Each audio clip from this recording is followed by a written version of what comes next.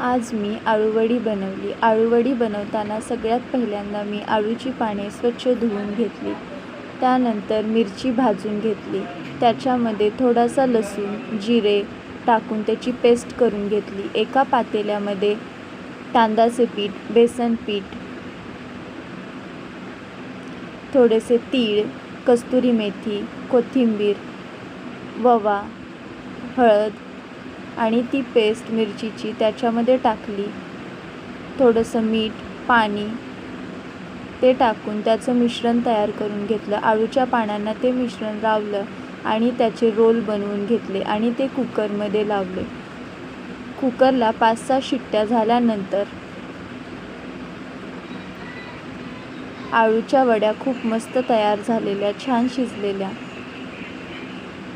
त्याचे छोटे छोटे काप करून ते तेलामध्ये तळून घेतले. तेलामध्ये लालसर कलर येईपर्यंत आळूवड्या तळून घेतल्या आणि